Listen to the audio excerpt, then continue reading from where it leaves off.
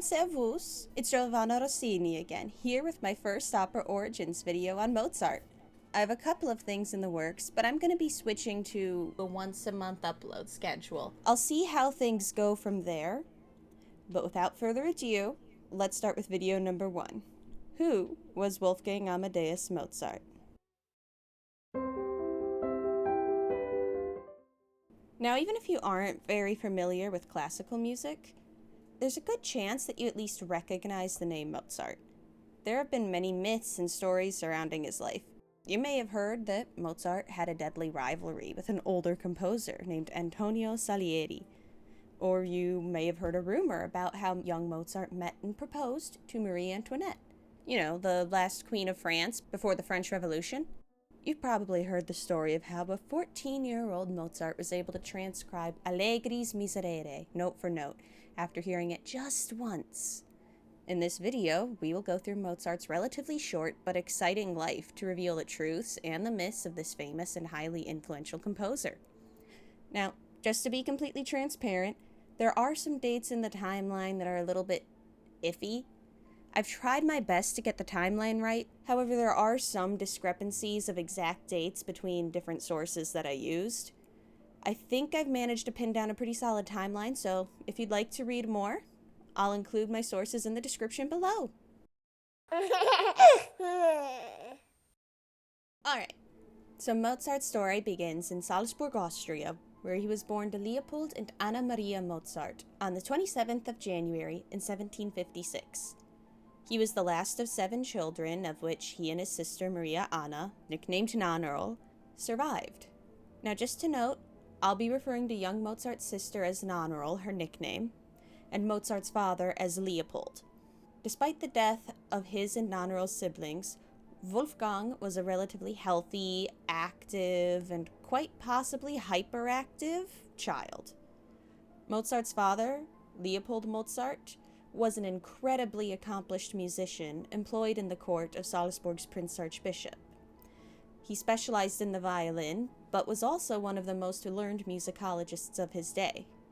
And of course, this incredibly successful musician made sure to share his love of music with his children. He was an incredible teacher, and under his instruction, Nannerl became a first-class harpsichord player and was taught to compose her own music. Unfortunately, no known compositions of her exist today. Now, as amazing as Nannerl was, young Wolfgang truly stunned their father. When Leopold realized his son's potential, his entire life changed. By the year 1760, he had basically given up his own musical career, and instead decided to focus on bringing out his 4-year-old son's true abilities. Being the religious man that he was, he considered young Wolfgang to be a miracle from God. "I owe this act," he wrote, "to Almighty God, and if it is ever to be my duty to convince the world of this miracle, it is so now, when people are ridiculing whatever is called a miracle and denying all miracles. Therefore, they must be convinced." This is an excerpt from one of many letters. It is through letters like this, written by, for, and to the Mozart family, that we are able to learn so much about young Mozart's life and personality. "That's my boy! No, my boy! Father, help!" Neither young Mozart nor his sister Nannerl received any formal education. Instead, they were homeschooled by their father. They were taught to read, write, do arithmetic, and much more. With Leopold being a highly accomplished violinist, he of course made sure that both Nannerl and Wolfgang were well trained in several instruments. By the time that young Mozart turned 4, he'd already become his home city of Salzburg's youngest composer. However, funnily enough, the compositions that he wrote tended to be nearly impossible to play using human hands. According to Mozart, that was the entire point. He claimed that it was intentional, and that his concertos demanded lots of practice to be played perfectly. Although the children were taught to play many instruments, one instrument scared Leopold's young son: the trumpet. According to Wolfgang's sister Nannerl, Merely to hold the trumpet in front of him was like aiming a loaded pistol at his heart. Papa wanted me to cure him of this childish fear, and once told me to blow my trumpet at him. I should not have been persuaded to do it. Wolfgang girl scarcely heard the blaring sound. Then he grew pale and began to collapse. Although Wolfgang ultimately outgrew this phobia, much of his adult compositions that included the instrument often reflected his early terror. Despite the children being so young, Leopold was so serious about convincing the world of his children's miraculous talents that in 1762 he took 6-year-old Wolfgang and his sister Nannerl on a musical tour. Now, both Wolfgang and Nannerl were incredible musicians, but even though Nannerl was a top pianist at only 10 years old, she didn't cause as much excitement as her little brother did. After the success of their trip, Leopold decided to take his family to Vienna, where they performed all over, even performing for the Empress Maria Theresa herself. They were presented with fine gifts, including clothing fit for young archdukes and archduchesses. This is where young Wolfgang supposedly first met Maria Antoinette of French Revolution fame. This is the incident that sparked the rumor of him having proposed to the future Queen of France. You see, 6-year-old Mozart slipped and wiped out on the floor. It must have been embarrassing for the kid, but I definitely relate to having spectacular public wipeouts. Anyway, after his fall, young Maria Antoinette supposedly helped him stand back up. Honestly, it's possible that he proposed to her, but I doubt it. I suspect the rumor was born from their families making little jokes like, "Oh, that's so sweet. They like each other. Oh, what if they get married?" The way that most families joke about their children if they make friends of the opposite sex. The two children seem to have developed a friendship, but there's no evidence that Mozart ever proposed to Marie Antoinette. Unfortunately, their exciting tour was temporarily interrupted when Wolfgang became sick. This would happen several more times throughout their tours, as Leopold continued to drag his children from place to place in order to show them off. In 1765, both Wolfgang and his sister Nannerl contracted typhoid fever, and they both very nearly died from it. Their father even fell ill once or twice while they traveled as well, but their tours were overall successful. Dumb teenagers! Dumb teenagers! Young Mozart's early life was busy with learning languages, performing music, and composing his own pieces. By his early teens, Wolfgang had mastered the piano, harpsichord, violin, and viola, and he had composed keyboard pieces, oratorios, symphonies, operas, and even 4 full masses for the church. On Christmas Day, 1770, his first major opera, Miserere, debuted in Milan when he was still only 14 years old. 14! What were you doing at 14? Me personally, I was staying up all night studying for tests. And would you believe that not only did his first opera debut at age 14, but that it was also a great success? During his time in Italy the following year, he heard that Gregorio Allegri's Miserere was going to be played at the Sistine Chapel. This composition was very heavily protected at the time. In fact, it could only be played within the Sistine Chapel. It was forbidden for anyone to copy the sheet music. If anyone attempted to take a copy of the composition, they would be excommunicated from the church. It was a really serious punishment. Now, Mozart listened carefully to the performance, and upon hearing it the once, he hurried back to where he and his father were staying and wrote out the Miserere perfectly, note for note. Now, this story may seem fantastical, but it is likely true. Instead of being punished, Mozart had managed to impress everyone. And this led to a lot of amazing things happening. 1. He was proposed for membership of the Bologna Philharmonic Society. 2. In Rome, Pope Clement XIV acknowledged him by appointing him to the Order of the Golden Spur, making him a knight. On top of this, the Music Academy of Verona gave him the title of Maestro di Capella. He had earned the title Chevalier e Maestro Mozart at age 15. And believe it or not, his genius wasn't limited to music. No. He was also a polyglot. Basically, this man spoke a lot of languages. Young Mozart's mind was like a sponge, taking in his surroundings and learning from them. Like a starling, he was a gifted mimic. He learned languages very quickly. Throughout his life, Mozart was able to switch between his native German and English, Italian, French, and even Latin, easily. He had such a high ability in these languages that he would toss in rhymes and puns, no matter what language he was speaking or writing in. You might not even notice that he was speaking in a second or third language if you heard him. Truly, if you can make and understand jokes in a second language, you have become fluent. He not only used his talent for mimicry to his professional advantage, but also for fun throughout his life. When attending parties, he could be heard making comedic vocal and physical impressions of his friends, other musicians, and even the emperor. Mozart's tour, however, was suddenly cut short. While Wolfgang was in Italy, a major event occurred back home in Salzburg when Leopold Mozart's employer, the Count von Strattenbach, died.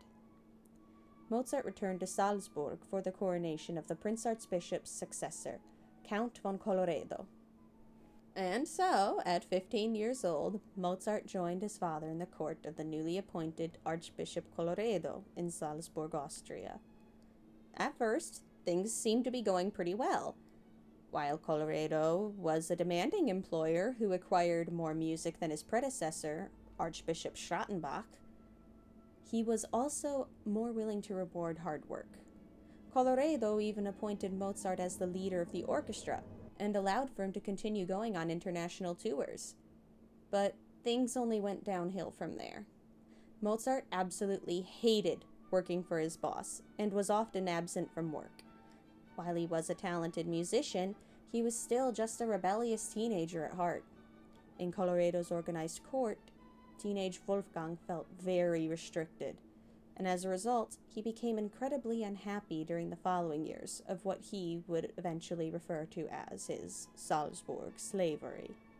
"How I detest Salzburg," Mozart wrote. "I have far more hope of living pleasantly and happily in any other place. Salzburg is no place for my talent." In 1777, Leopold Mozart planned yet another concert tour with his son.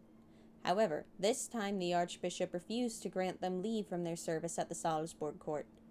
At this point, Mozart had had enough. He wanted out.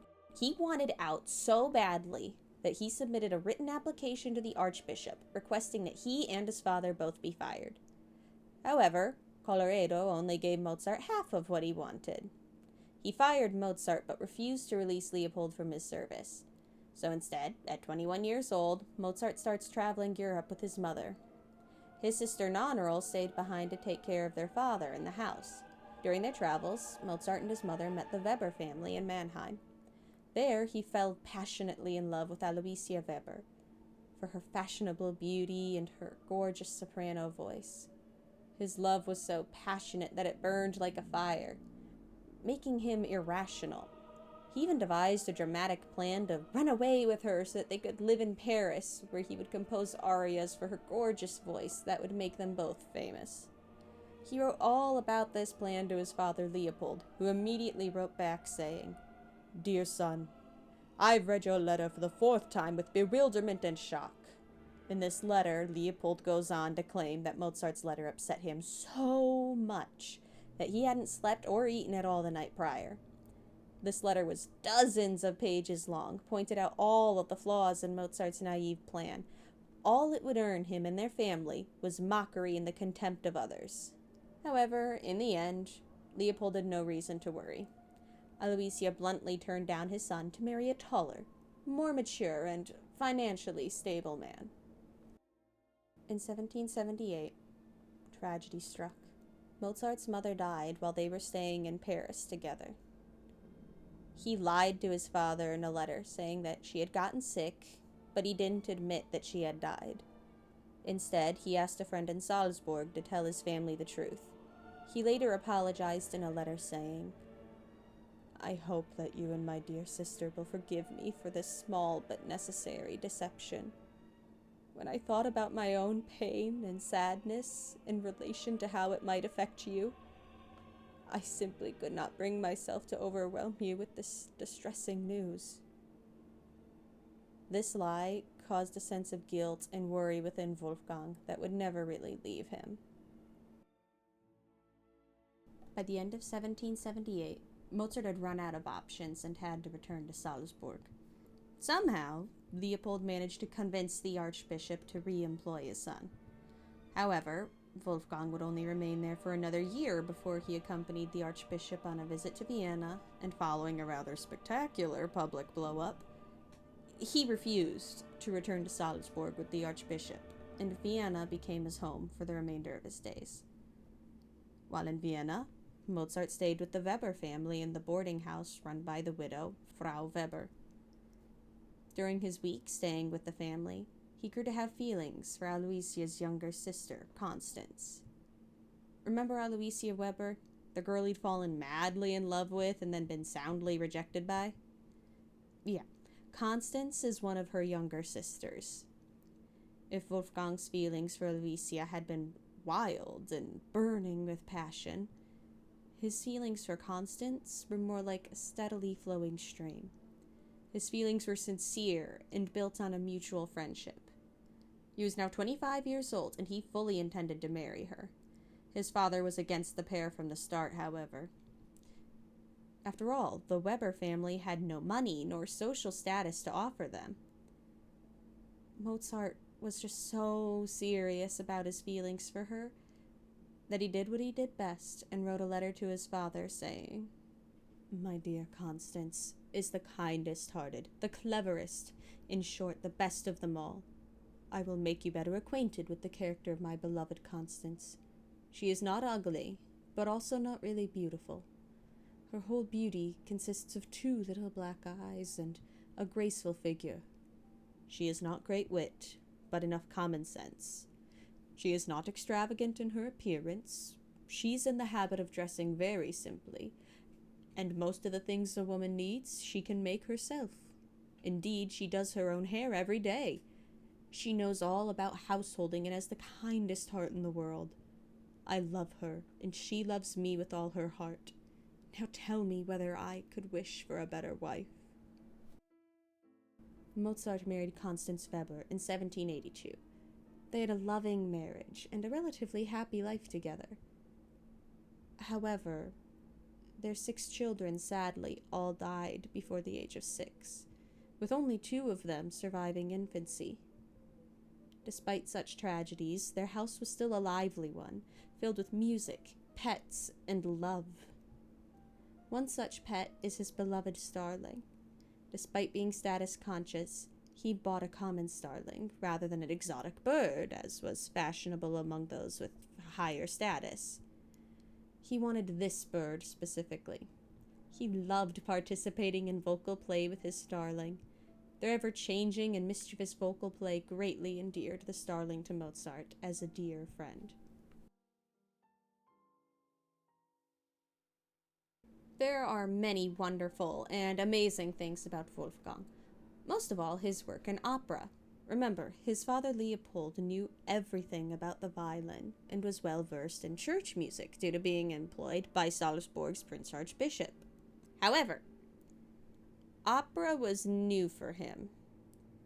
Wolfgang very rarely went to the theater until he started to grow up and became more independent from his father. Despite this, his impact on opera as an art form is indescribable. Mozart lived at the center of the Viennese musical world and knew a great variety of people.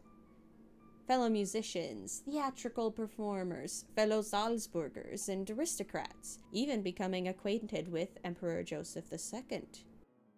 Mozart composed roughly 20 operas during his life, There's some debate on the exact number due to how quickly opera evolved in the 18th century.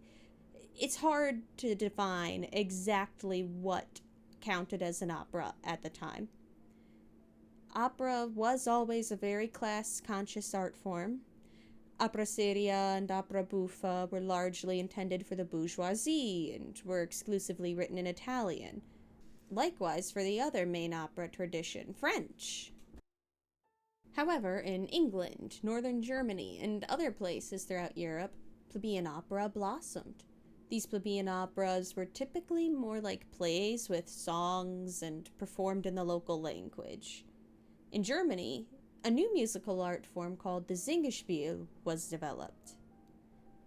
By the time Wolfgang reached maturity, there were three major types of musical drama on stage: opera seria and opera buffa, both in Italian, and Singspiel in German. According to opera analyst David Cairns, Mozart had an extraordinary capacity for seizing on and assimilating whatever in a newly encountered style was most useful to him. In a letter to his father, dated to the 7th of February, 1778, Mozart wrote, "As you know, I can more or less adopt or imitate any kind and style of composition." While Mozart didn't invent opera, he definitely used his gift to break new ground. While his early works typically follow traditional forms of the Italian opera seria and opera buffa, as well as the German Singspiel, in his maturity, he took elements of what already existed and innovated from there. For example, in Don Giovanni, he synthesized two Italian styles, including a traditional seria character named Donna Anna, as well as buffa characters named Laporello and Zerlina. My favorite character in the opera is Donna Elvira. She's a mixed seria buffa character.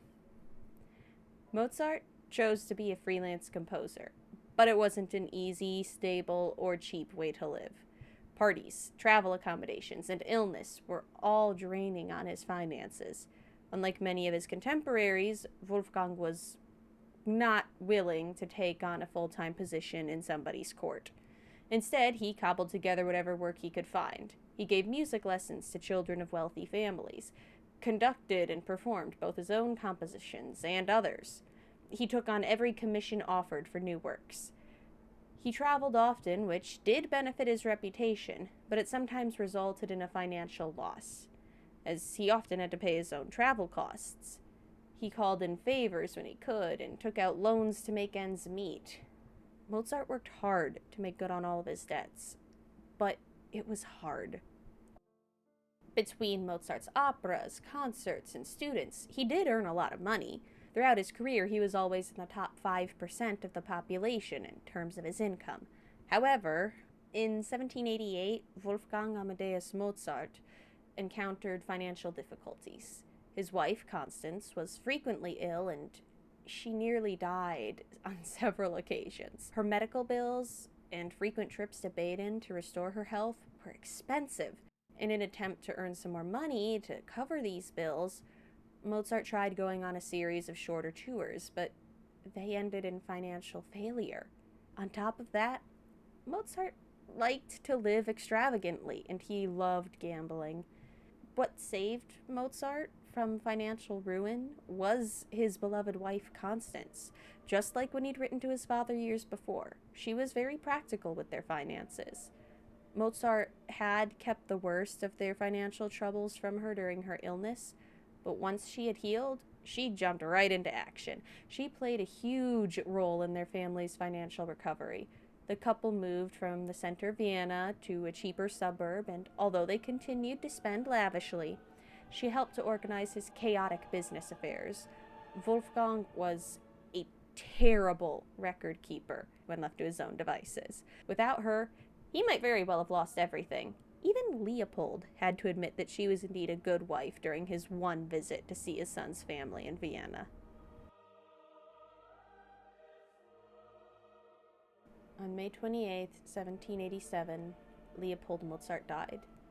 It was both a shock and a relief to Mozart. While he and his father had enjoyed an incredibly close relationship over the first 25 years or so of Mozart's life, their relationship was never quite the same after Mozart had put his foot down and married Constance against his father's wishes. Mozart didn't return to Salzburg for his father's funeral. However, when his pet Starling died a few months later, he spoke a touching eulogy for his beloved bird. And shortly thereafter, Wolfgang released his most controversial composition, Ein musikalischer Spaß, otherwise known as A Musical Joke. This was the first composition that he'd finished since the deaths of his father and his Starling.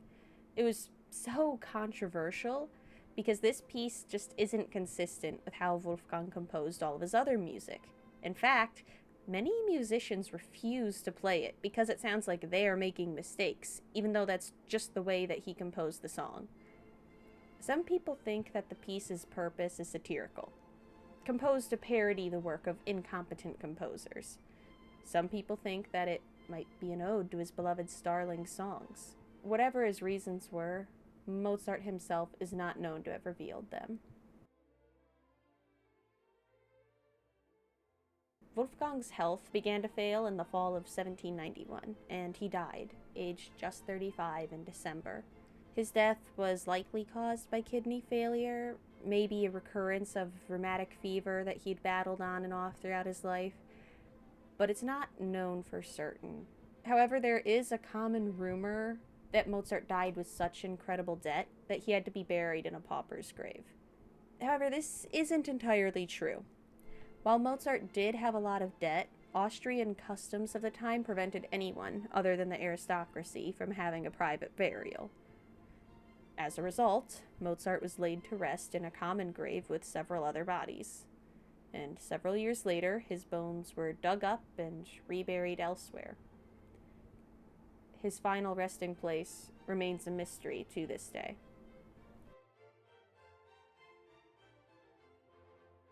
After Mozart's death, his wife Constance was just 29 years of age and alone with 2 young children to care for. She was absolutely devastated by his death, and after paying off the last of his debts, she found herself with little money left. Once again, her industriousness paid off. She arranged for several of her husband's works to be published, organized a series of memorial concerts in his honor, secured a small lifetime pension for her family from the Austrian emperor himself, and even helped to publish an early biography of Mozart. This biography was written largely by her second husband, Georg Nikolaus von Niesen. These efforts not only left her financially secure for the rest of her life, but also helped to secure Mozart's legacy as one of history's greatest composers. Conductor Mikhail Szwajcarski said of Mozart, "I have a theory that he's someone who lived faster than other people. When I think of his life as a film, I always see it as an accelerated movie." By the time that Wolfgang Amadeus Mozart died at age 35, he had survived the deaths of his mother, his father, and 4 of his children. He had suffered many financial highs and lows. He'd experienced joyful highs as well as very anxious, depressive lows, all while composing brilliant quartets, quintets, symphonies, concertos, masses, dances, quadrilles, operas, and a beautiful requiem. This man left behind an incredible legacy. In his short life, Wolfgang composed over 600 works, including some of the world's most beloved pieces of classical music. His influence on the world of music cannot be overstated, and his untimely death reminds us all that life is fleeting. It is important to cherish the time that we have. Just like Mozart, we never know when our time will run out. Live each day to the fullest, whether that be laughing with friends, pursuing your passions, or building your own loving family. Pursue what makes you happy. While Mozart may have left this world too soon, his music has withstood the test of time and will continue to inspire future musicians for generations to come. What will you leave behind when your life ends? Until next time, I'll see you at the opera. Ciao, ciao!